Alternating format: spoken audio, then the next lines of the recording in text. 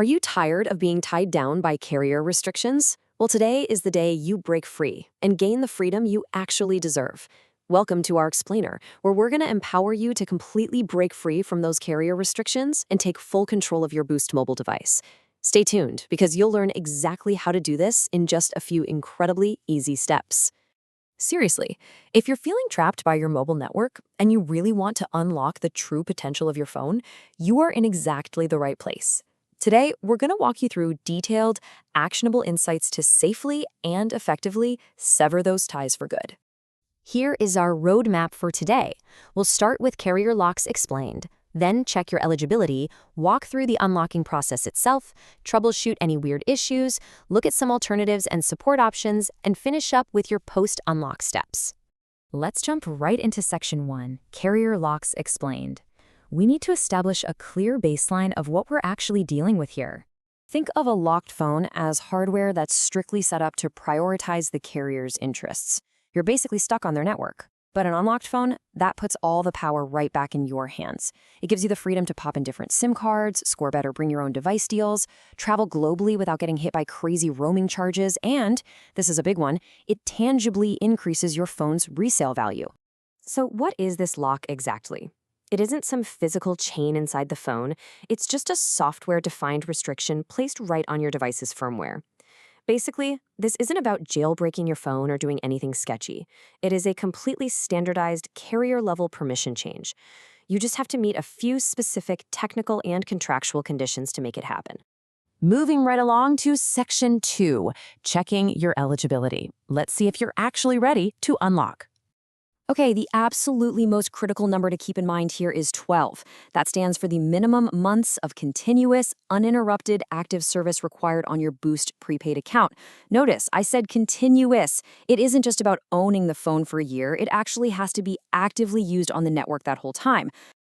On top of that 12-month rule, your account has got to be in good standing. That means no unpaid bills, no suspensions, the phone itself has to be entirely paid off, so 0 installment balances, and obviously it can't be reported lost or stolen. Now there is one fantastic exception to this rule. Deployed military personnel can completely bypass this waiting period, as long as they can provide valid deployment orders.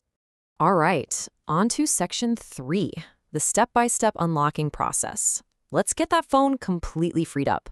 For pretty much all modern smartphones, this whole thing is incredibly automated.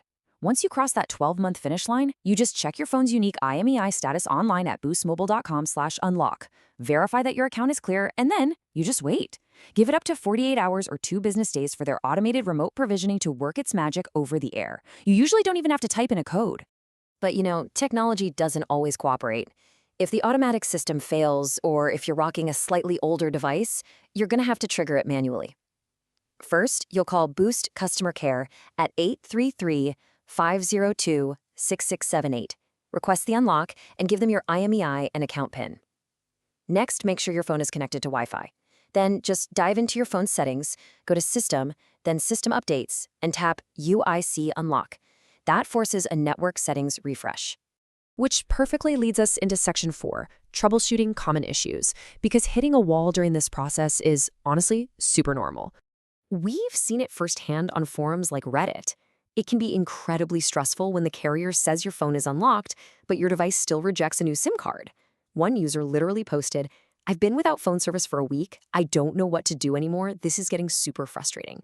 So to save you from that nightmare, let's break down the most frequent errors and exactly how to fix them. If your phone says SIM locked, jump on Wi-Fi and tap that UIC unlock in your settings like we just talked about. If your unlock status comes back as ineligible, go back and double-check your billing history to make absolutely sure there were 0 gaps in that 12-month window. And here's a really wild technical quirk. Because Boost uses multi-network SIM profiles, an iPhone might actually read a roaming profile by mistake and show an AT&T lock. If that happens to you, you literally have to call Boost support so they can fix that lock misattribution on their end. Now, pay close attention to this one, the SIM swap tenure reset trap. You need to be extremely careful about temporarily swapping your SIM card into a backup phone. Even if it's just for a few days while your main phone gets fixed, Boost's automated system might see that as a brand new IMEI change, and they will completely reset your continuous 12-month countdown all the way back to 0. Brutal, right? Let's look at Section 5, Alternatives and Support. What to do when you need backup. You can, of course, always reach out to Boost's human support team by calling 833-50-BOOST. But here is an absolute pro tip sourced straight from the community. Try using Boost Mobile's Facebook Messenger. People highly recommend this because social media agents can often send you a direct verification link, which speeds up the process way faster than sitting on hold listening to elevator music. However, I have to give you a massive warning here. If your official unlock gets denied, it might be super tempting to just pay some third-party website $20 to bypass the carrier. Seriously, do not do it. These shady services cannot access Boost's official internal servers. You are practically guaranteed to throw your money away on a fraudulent or recycled code. Always, always stick to the official channels. All right, we made it to Section 6, Post-Unlock Steps and Conclusion. You've officially navigated the gauntlet. Now for the ultimate moment of truth, testing it out. Grab a SIM card from a totally different carrier like T-Mobile or AT&T.